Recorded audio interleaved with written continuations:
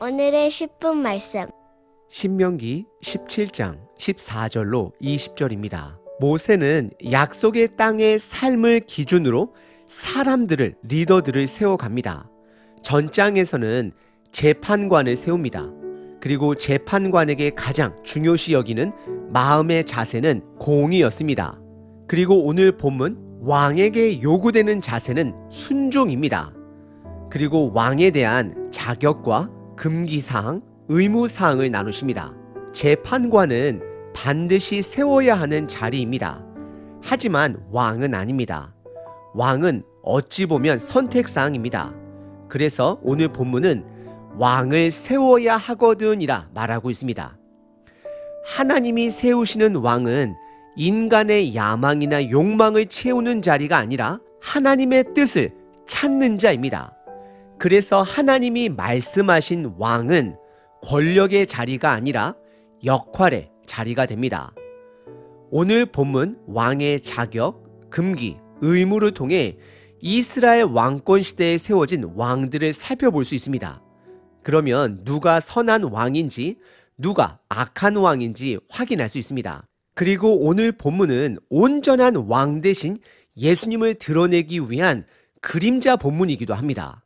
예수님은 하나님이 선택하셔서 보내주신 온전한 왕 되십니다. 그리고 그분은 권력이 아닌 섬김으로 이 땅에 오셨고 하나님 아버지의 뜻인 저와 여러분들의 죄를 해결하기 위해 대신 죽어주신 분 되십니다. 그리고 예수님은 저와 여러분들에게도 동일하게 이 땅에 임무를 주십니다.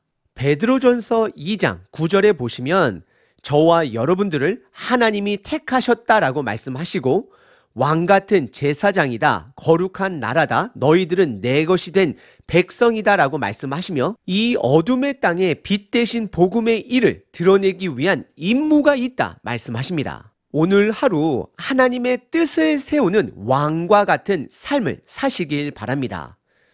오늘 본문은 세 부분으로 나눌 수 있습니다. 첫 번째, 왕의 자격. 두 번째, 왕의 금기. 마지막 세 번째, 왕의 의무입니다.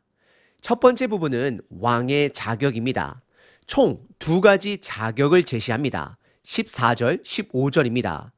내가 내 하나님 여호와께서 내게 주시는 땅에 이르러 그 땅을 차지하고 거주할 때에 만일 우리도 우리 주위의 모든 민족들 같이 우리 위에 왕을 세워야겠다는 생각이 나거든. 15절, 반드시 내 하나님 여호와께서 택하신 자를 내 위에 왕으로 세울 것이며 내 위에 왕을 세우려면 내 형제 중에서 한 사람을 할 것이요 내 형제 아닌 타국인을 내 위에 세우지 말 것이며 라 말씀하십니다.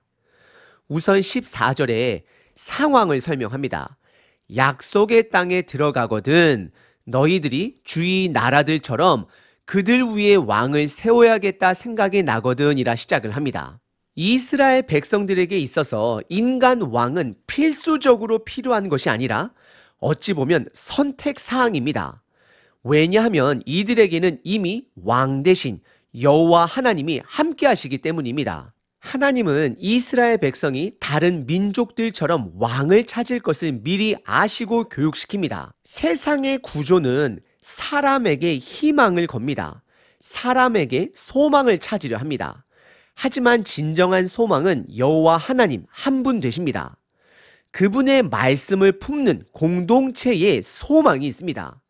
하나님 나라는 말씀이 중심이 되어 그 말씀에 순종하는 자들을 통해 이 세상에 소망을 드러내십니다. 그리고 15절은 두 가지 왕의 자격에 대해 말씀하십니다.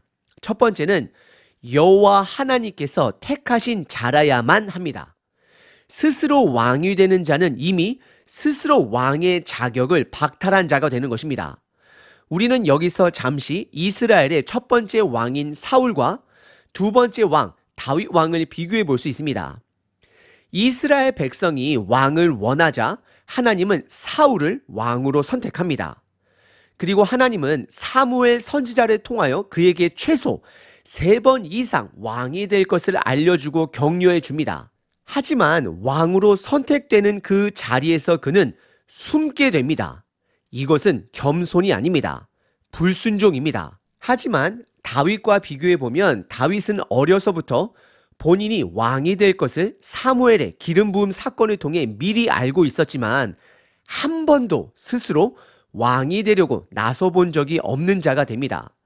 결국 다윗은 온전한 왕 예수님의 그림자가 됩니다. 오늘 본문에 하나님이 선택을 한 자다라는 뜻은 임무가 주어졌다라는 것입니다. 예수님은 선택을 받은 자로서 이 땅에 오셔서 죽기까지 임무를 완성하셨습니다. 그리고 그 임무는 저와 여러분들에게 동시에 전가되었음을 기억하셔야 합니다. 여러분들은 왕 같은 제사장입니다. 권력을 누리는 왕이 아닌 이 땅에 임무를 수행하는 왕이 되어야 함을 기억하셔야 합니다. 권력이 아닌 역할입니다.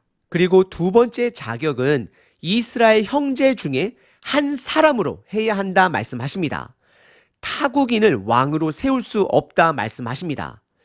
이스라엘 왕은 유다 지파로도 제한하지 않습니다. 그리고 예수님은 형제의 정의를 하나님 아버지의 말씀을 듣고 지키는 자라야 내 형제, 자매다, 가족이다라고 정의하셨습니다. 그래서 예수님은 제자들을 향하여 너희는 나의 형제다, 친구다라고까지 말씀하십니다. 그 이유는 종처럼 주인이 하는 일을 모르고 시키는 일만 하는 자가 아니라 하나님 아버지의 뜻을 알고 복음의 일에 동참하는 자가 되어야 함을 말하고 있는 것입니다. 오늘 본문의 첫 번째 부분은 왕의 자격입니다. 두 가지 자격을 말씀하십니다. 첫 번째는 하나님이 선택한 자라야만 하고 두 번째는 타국인이 아닌 형제들 중에서입니다. 두 번째 부분은 왕의 금기사항입니다. 총 세 가지 금기사항을 말씀해 주십니다. 16절, 17절입니다. 그는 병마를 많이 두지 말 것이며 병마를 많이 얻으려고 그 백성을 애굽으로 돌아가게 하지 말 것이니 이는 여호와께서 너희에게 이르시기를 너희가 이후에는 그 길로 다시 돌아가지 말 것이라 하셨음이며 17절 그에게 아내를 많이 두어 그의 마음이 미혹되게 하지 말 것이며 자기를 위하여 은금을 많이 쌓지 말 것이니라 말씀하십니다. 첫 번째 금기 사항은 16절에 병마를 많이 두지 말라 명령하십니다. 군사력에 집중하지 말라 말씀하는 것입니다. 병마를 수입하기 위해 애굽으로 내려가지 말 것을 명령하십니다. 애굽은 군마, 강대국이자 수출국으로 잘 알려진 나라입니다. 그래서 그 나라에 가서 병마를 수입하지 말라 명령하십니다. 그리고 그 표현을 군마를 얻으려고 그 길로 돌아가지 말라 말씀하십니다. 세상의 길을, 세상의 방법의 길을 택하지 말고 오직 여호와 하나님의 길로만 걸어야 함을 강조하고 있는 것입니다. 예수님의 길만이 저와 여러분들이 걸어야 할 길이 되는 것입니다. 그리고 두 번째 금기 사항은 17절에 아내를 많이 두지 말라 말합니다. 왜냐하면 마음이 미혹될 것이기 때문이다 라고 말씀하고 있습니다. 솔로몬 왕을 기억해야 합니다. 그는 많은 아내를 두어 그들의 우상들이 이스라엘 땅의 성전에 정착하게 됩니다. 고대 당시 왕이 아내를 많이 두는 것은 외교적인 목적이 있었습니다. 그래서 하나님은 왕이 정치 외교에 집중하지 말라 말씀하는 것입니다. 세상의 길을 선택하지 말라 말씀하고 있습니다. 그리고 이어서 세 번째 금기 사항은 은금을 많이 쌓지 말라 명령하십니다. 이것은 나라의 재력에 집중하지 말라 말씀하는 것입니다. 나라의 힘은 재력에 있지 않음을 말씀하십니다. 여러분들의 삶을 이 세 가지 금기 사항과 연결해 보시길 바랍니다. 첫 번째, 하나님은 군마를 많이 두지 말 것을 말씀하십니다. 최근 이 지역 목회자들 모임에서 한 분께서 목회자에게 특별한 무기가 있어야 이 시대에 살아남을 수 있다 말씀하셨습니다. 본인만의 특화된 사역이 있어야 된다라는 말씀이었습니다. 동감하는 부분도 있지만 불편한 부분도 있습니다. 이러한 무기가 목적이 되어서는 안 됩니다. 내가 이 땅에 살아가는 데 있어서 내가 살아남을 수 있는 특화된 기술을 만들고 보유하는 데 목적을 두어서는 안 된다라는 것입니다. 결국 그런 것들은 다 사라지게 됩니다. 저 또한 예전부터 차세대 사역의 마음을 품고 사역을 하고는 있지만 그것이 저의 온전한 목적이 되는 무기가 되어서는 안 됩니다. 나이가 들어 섬길 목회 자리를 내려놓게 되면 사람들이 비록 저를 목사라 부를지언정 목사의 역할은 내려놓게 되는 것입니다. 하지만 말씀 묵상과 순종을 통해 예수님의 제자를 만드는 삶이 바로 저와 여러분들의 목적이 되어야 합니다. 그리고 두 번째는 아내를 많이 두지 말라 말씀하십니다. 하나님 나라는 정치하는 곳이 아닙니다. 한 사람의 영향력으로 움직이는 공동체가 아닙니다. 조심스럽게 말씀드리면 이제 현대의 교회는 과거 한 사람 중심의 목회 구조에서 변화해야 할 때입니다. 당연히 이스라엘 역사 속에 우리들 역사 속에 한 사람의 영향력으로 공동체가 변하는 사건들이 참 많습니다. 예를 들어 이스라엘 역사 속에 남유다 16번째 왕인 요시야 왕, 그의 결단으로 그의 개혁으로 이스라엘은 잠시 말씀으로 돌아갈 수 있었습니다. 그는 권력을 행사한 자가 아니라 왕의 역할을 감당한 자가 되는 것입니다. 각자의 그 역할을 담당해야 합니다. 사람이 드러나고 사람의 일들이 드러난다라면 그것은 정치다라고 말할 수 있습니다.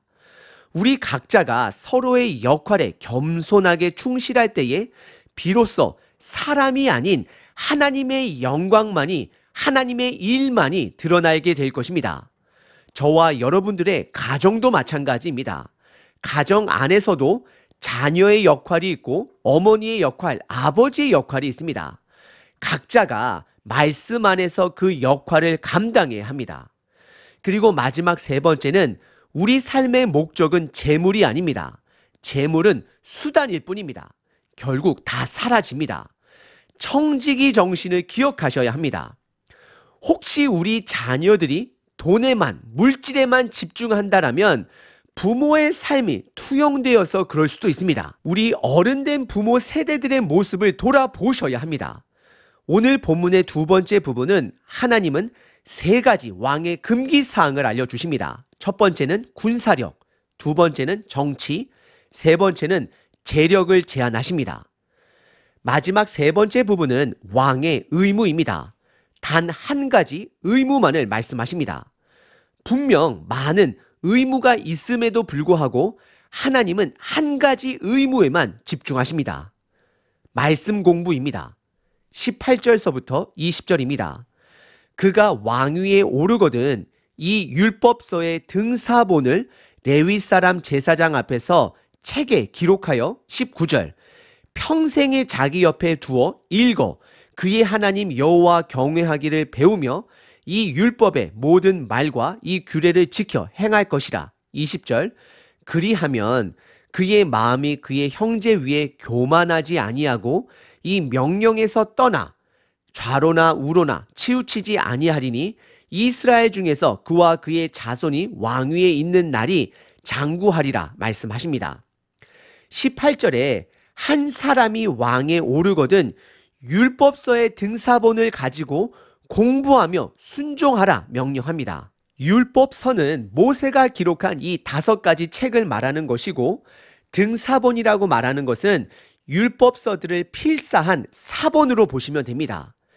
지금 현대 시대야 책이 너무나도 흔하지만 고대 당시에 기록본들은 책이다라고 말할 수 있는 것들은 보물이었습니다. 그래서 하나님은 필사본인 등사본으로 말씀을 공부해야 함을, 적어야 함을, 읽어야 함을 말씀하고 있는 것입니다. 그리고 20절에 하나님이 왕에게 요구하는 마음의 자세는 겸손입니다. 전 본문 재판관에게 요구하시는 마음의 자세는 공의였다라면 오늘 본문 왕에게 요구하시는 마음의 자세는 겸손입니다. 겸손은 말씀을 들을 수 있는 마음이요 순종할 수 있는 마음의 자세가 되는 것입니다. 하나님이 왕에게 명령한 한 가지 의무는 바로 말씀, 묵상, 공부를 말하고 있는 것입니다. 그래서 자기 뜻대로 좌로나 우로나 치우치는 자가 아니라 말씀이 기준이 되어 말씀대로 순종하는 자, 결정하는 왕이 되어야 함을 말씀하고 있는 것입니다. 오늘 본문의 세 번째 부분은 왕의 의무입니다. 단 한 가지 의무입니다. 말씀을 가까이 하고 공부하며 말씀대로 사는 것입니다. 이스라엘 역사 속에 수많은 왕들을 살펴보면 스스로 왕이 되려고 하는 자들도 있었고 하나님의 선택으로 왕이 된 자들도 많습니다. 북이스라엘 왕들은 대부분 스스로 왕이 되기 위해 서로를 가족을 죽이며 견제하며 왕권을 권력으로만 바라봤습니다. 하나님이 궁극적으로 선택한 왕은, 보내주시고자 한 왕은 다윗도 아니요 개혁한 요시야 왕도 아닙니다. 오직 예수 그리스도만 되십니다. 그리고 예수님은 저와 여러분들을 왕 같은 제사장으로 이 땅에 보내셨습니다. 그래서 우리들은 세 가지를 경계해야 합니다. 첫 번째, 이 땅에 먹고 살기 위한 무기만을 찾는데 혈안이 되어서는 안 됩니다. 어느 정도 이 땅에서 먹고 살기 위한 노력하는 부분도 필요하지만 거기에만 매이다 보면 그것이 우리들 삶의 우상이 됨을 기억하셔야 합니다.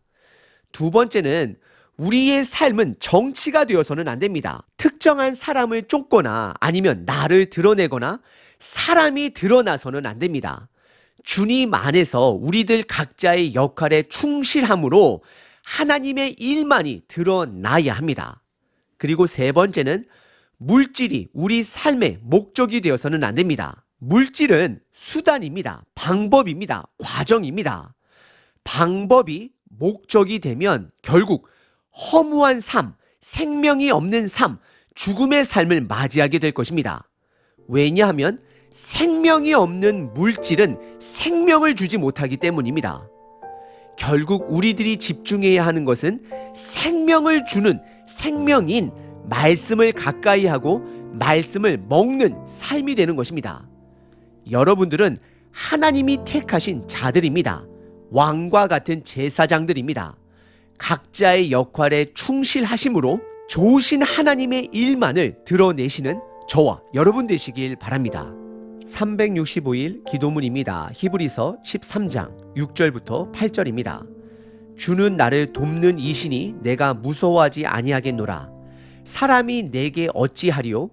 너희를 인도하던 자들을 생각하여 그들의 믿음을 본받으라. 새로운 아침에 눈을 뜨게 하신 아버지 감사합니다. 오늘 해야 하는 많은 일 앞에 두려워하지 말게 하소서. 오늘 내가 만나는 사람들은 나의 적이 아님을 알게 하시고 하나님이 선택하신 왕 같은 제사장으로 하루를 임하게 하소서. 나에게 지혜를 주셔서 온전한 삶을 하나님께 드리던 믿음의 선조들의 모습이 나의 것이 되게 하소서. 오늘 내가 말씀을 기억함으로 나의 삶을 비추기를 원합니다. 나의 입술이 하나님의 속한 자답게 살게 하소서. 아버지를 모르는 사람처럼 행동하거나 말하지 말게 하시고 아버지의 뜻을 찾으며 그 뜻을 실천하는 날 되게 하소서. 나의 방패가 되신 예수 그리스도의 이름으로 기도합니다. 아멘. 항상 기뻐하라. 쉬지 말고 기도하라. 범사에 감사하라.